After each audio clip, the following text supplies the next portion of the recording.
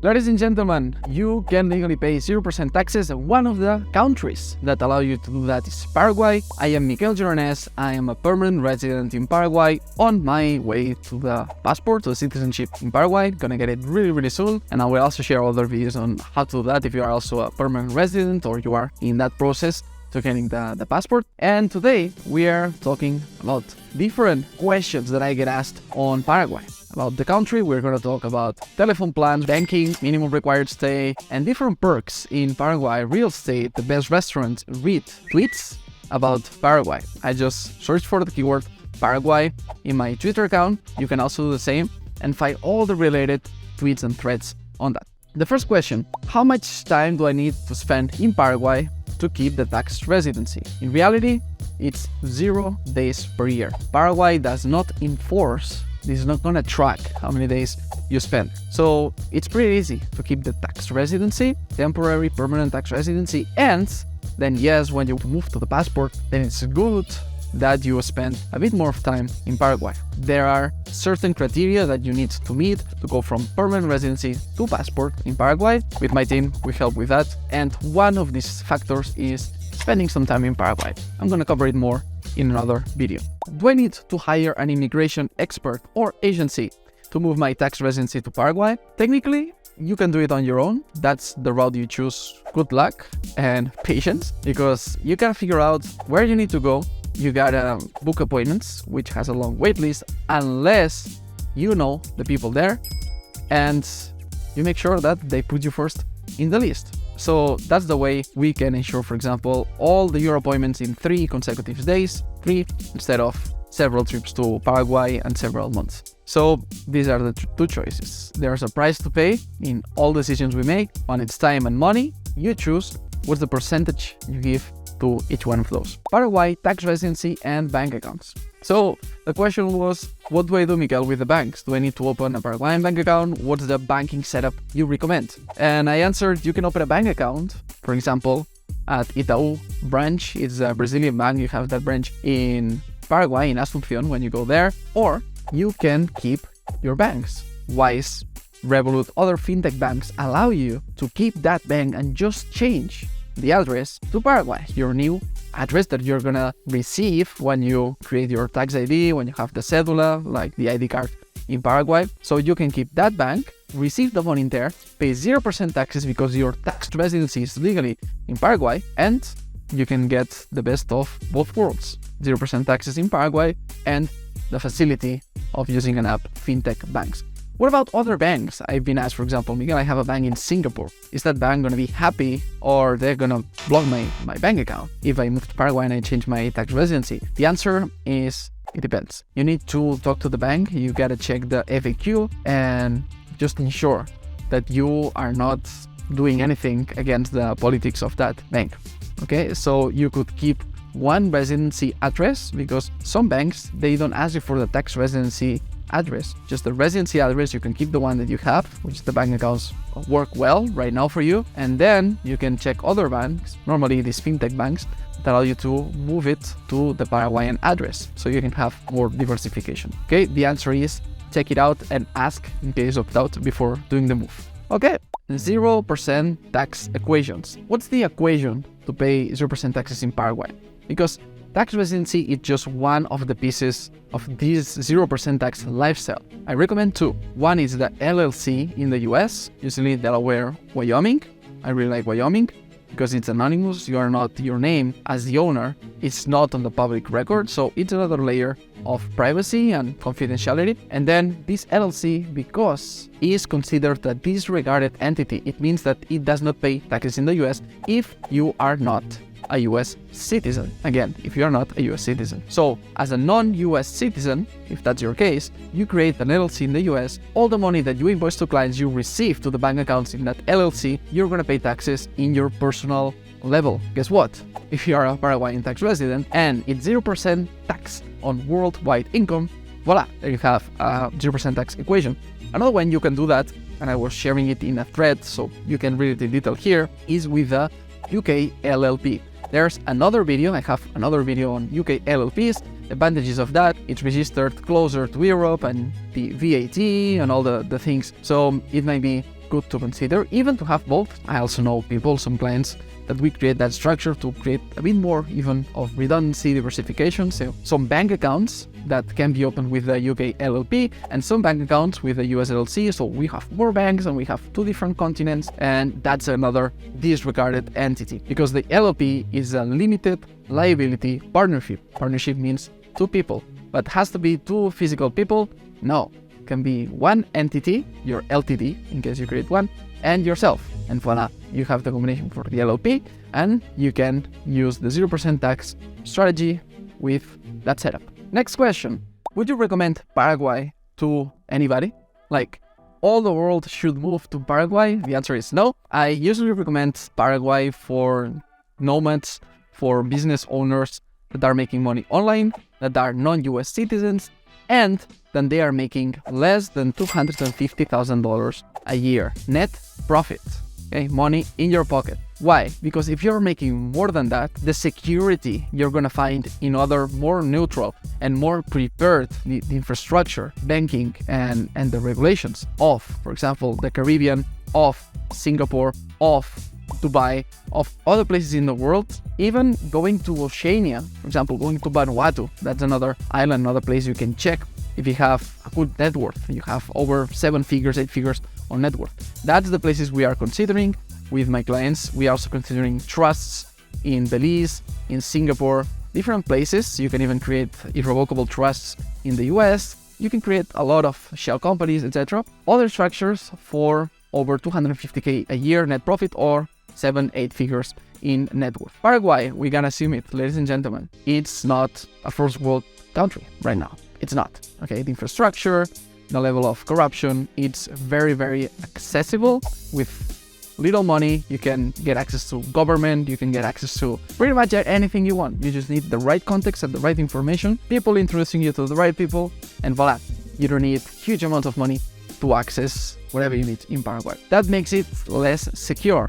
Okay, that means that if other people want to pay money to get you sued or to get something out of you, it's easy. The protection, it's not secrecy. Okay, in Paraguay, yes, Paraguay didn't sign the CRS. Yes, Paraguay just exchanged the moment of shooting this video information with the United States, but it's definitely not the most secure country in the world. It's not the most stable banking in the world. Okay, it's a small country that does not appear in the list of tax havens on countries like Spain or Portugal. Paraguay is not listed as a tax haven, which is a good thing, but I would say it's for a certain tier of wealth, then you would move to another one. What things can I do in Asunción, Paraguay? Asunción, you have, for example, the track and field. I was sharing some video in this post. You have great shopping malls. You have a couple that are a 10-minute walk distance one from the other. You have good restaurants, great rooftops. You have parks in Iguazu, for example. It's really, really beautiful. Actually, you have a lot to do. You can go to the countryside. In 30 to 60 minutes, you are in the countryside. You can go to San Bernardino. You have lake over there. There's no beach in Paraguay. You can check it in the map. You have river. You have other bodies of water, but you don't have beach. But wait, you have the airport pretty close. So you, anytime you want, you can move to a coast city. But a lot of things to do in Asunción, in Paraguay, a lot. Miquel, how much time would you live per year in Asunción if you could choose? Honestly, 1 month max. It's like, I like it, yes, but I'm a beach person. So, you know, anytime that I have sand on my feet and I have ocean, I'm the happiest. So Asunción for me is like, yeah, good, but it's not my favorite place in the world. Though, next point, talking about countryside, farmland, that's interesting. Why? Because you can get deals for $6,500. You can buy 1 hectare for that price. Again, $6,500, 1 hectare. So imagine $65,000 buys you 10 hectares. That's 100,000 square meters, ladies and gentlemen, of land there in Paraguay, which means that you can have cattle, you can have fruit trees, you can have crops, you have food sovereignty on there because there's a lot of water in Paraguay. And the other good thing is that talking to locals, they told me that you can pay the monthly salary for somebody taking care of your farm, it's $110. You pay it in guaranis, but the equivalent of $110 for a month. Somebody living there full time, taking care of your cattle, of all your fruits, vegetables, everything, the home, security of the place, everything for $110. It's the average one. Of course, you can pay more and be generous and say, you know what, I'm going to pay you $500, I'm going to pay you $600, $1,000, whatever you want. But they are expecting you to pay $110 to maintain a farm. So it means that you can have a plot of land there. The case the world just collapses, you go there and you know you can be in peace. You have a place, you are secure, you have food, you have water, you have everything you need, and you can let the world stabilize again. Next question, Panama versus Paraguay. Miquel, which one do you choose? I choose Paraguay because there is no minimum required stay. Both are territorial tax countries. That's why people ask me, they want to compare both. We also have Paraguay in this equation in Latin America, Panama is Central America. But what we've got here is Panama, it's not the best place in the world, unless one of the things that I was considering is like, oh, I would go to an island. For example, you go to San Blas, for example, you go to Bocas del Toro, voila. And you have Playa Venao, you have other places, nature in Panama that is very beautiful, and you can easily live there 6 months. The good thing about Paraguay is that I don't need to worry about that. I just go to Paraguay for 3 days, 3 mornings, 3 consecutive days, boom, get my tax residency set up, I wait for some days, I receive the cedula, the tax ID, everything, all the documents, and voila. I don't need to worry about visiting Paraguay again 3 years, in 5 years. If I'm not, for example, thinking about the passport, that's another topic that I talked about in other videos, in other shorts. But I think Paraguay is the best to keep a territorial tax system, okay, on paper, and then live wherever you want in the world. I don't like countries that enforce you to live there for a certain amount of months per year to keep the tax residency. Let's say Cyprus, 60 days a year, or let's say the UAE, the same. It's because I want to have the freedom of, paying 0% taxes and living wherever I want in the world. Miquel, when would it make sense for me to set a tax residency in Paraguay? I'm gonna tell you, if you are already paying 5K in taxes, wherever you are in the world, go to Paraguay, because the cost of the setup is gonna offset the money that you're gonna pay in taxes in the first year. 2, you're gonna unlock, you're gonna remove any limitation that you have in your brain. And I know many entrepreneurs, I found myself in that situation, which is, I'm not gonna make more than this amount of money because it's gonna trigger a tax liability, or it's gonna become the next tax bracket and I'm gonna pay more money. When you remove that limitation, 1 million in revenue equals 1 million in profit. What about that? So that's the power of moving to a 0% tax country. It's not just the money that you'll save in taxes, it's the abundance that you are gonna unlock. That's another benefit. And it's not for the first year. Think about it in 5 years, in 10 years, how much money you're gonna save. It's definitely much more than what you're gonna pay for the setup. Then, if you wanna do it, go ahead, reach out to me. You can send a DM, you can send me a message. The website, you're gonna find links everywhere to my website. You can send me, hey, this is my situation, I wanna move to Paraguay, I'm ready to take action, let's go. Paraguay and crypto, what's the deal in there? Well, number 1, buying crypto, selling crypto, and capital gains in crypto are 0% taxed in Paraguay. Because for right now, crypto is not legislated in Paraguay. The time of shooting, probably in a few months, few years, it's gonna be. And I can tell you, with the people that I talk to in the government, higher positions, really high positions in Paraguay, people that are influential in the Bitcoin, in the crypto scene there in Paraguay, they told me, when Paraguay legalizes, talks about crypto in Constitution, legislates it, everything, it's gonna be a crypto-friendly nation. So I'm really confident that, even though right now it's super simple because it's not on the radar and you can just have cold wallets and even open broker exchanges with Paraguayan address, the residency address in Paraguay, voila, it's gonna be good for now, but I'm really confident it's gonna be good in the future as well. So make the most of it, because who wants to pay taxes on crypto? And number two, who wants to be controlled on crypto if the point of crypto is to be decentralized? What are the costs of living in Paraguay? Well, for example, massages. You can get a really professional massage. I'm an athlete and I do these massages too, just like deep tissue. 90 minutes for $20, $25 US dollars. Yes. If you are traveling around Latin America, you might be like, oh yeah, cool. It's like Latin American price. If you're listening to this from the UK, from Europe, from the US, you're gonna be thinking I'm lying. It's impossible. In Spain, a massage of 90 minutes, a professional massage for athletes, it's like over 100 euros. How come it's $20 in Paraguay? I can tell you. With hot stones, with massage pistol, with everything, like the best technology, they give you a really good massage, ready to train harder next week. $20. You can buy steak, like best in the world's steak, T-bone steak, for like $3 a kilo, $4 a kilo of meat. What else? You can go to shopping malls and go to really fancy restaurants, pay $30, $35 per person for like a really fancy bougie meal. You can go and just like have a regular dinner, regular lunch, spend $12, $15 in Paraguay.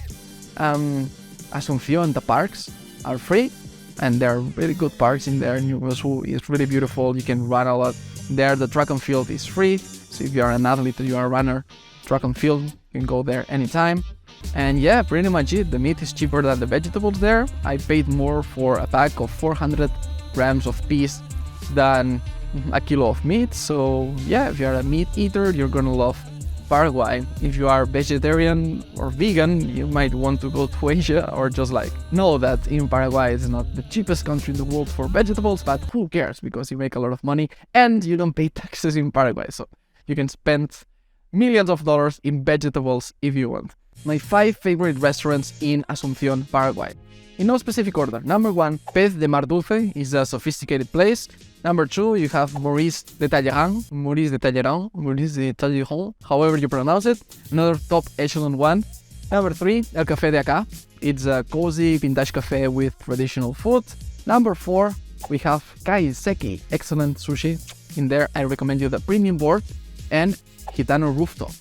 Also, you can have food, really good food, and some cocktails. Then, recommendations from the followers, because this was a really interactive post. They said you should try, Matias Inturralde said you can try Pacuri or Oga. Then La Cabrera was recommended and favored by many people. David Blanco suggested La Cabrera. Dylan Madden also suggested La Cabrera, the best meat restaurant. They say it's the best of the best meat in there. What else? Ogaushu, Jaime Ramos shares, is really good as well. Has great buffet. It's great quantity. Some people, one follower here says more quantity over quality these days on Ogaushu. You gotta try it. What else? La Huerta. Brock Way says La Huerta is really good. And Bolsi, AS, Captain Lion, says Bolsi is a really good one in Asunción as well. At the time of shooting this video, what do you need? What are the requirements to prepare for your tax residency in Paraguay? Number 1, birth certificate. Number 2, criminal record. 3, marital status. All apostilled by your country. Okay, apostilla de la Haya, or you gotta find a consulate that legalizes the document so it's valid in Paraguay. You will need the originals and a passport picture. With all this, you can prepare your tax residency in Paraguay. The last thing is going there in person, putting your fingerprints, putting your picture, signing some documents, and voila, you gotta know where to go, find a team that's gonna help you with that. We can do it. I'll do it with my team. I can help you with that. If somebody tells you you need a bank deposit, they are scamming you. Okay, be careful if they tell you that you need more documents than the ones that I mentioned, because it is not required right now at the time of shooting this video. Any deposit to get a Paraguayan tax residency. That was a thing of the past. So beware the scams. And voila, with this, ladies and gentlemen, everything related to Paraguay. I answer to all the tweets and all the questions that I get asked. If you have some that I didn't answer on this video, leave it here down in the comments below and I'll make a part 2. So when we have enough compiled down here, I can answer them and make this channel myself, Miquel Gironès, the source for you to have updated information on Paraguay, Paraguayan tax residency, Paraguayan passport, and everything related to this country. That is treating me really, really well. It's treating so many business owners around the world, mass exodus from Spain, UK, from Canada, Germany, all places around the world moving to Paraguay because there's a huge opportunity for people that want to be more sovereign. That's it for today. Be extraordinary. I'll see you in the next one. Adieu.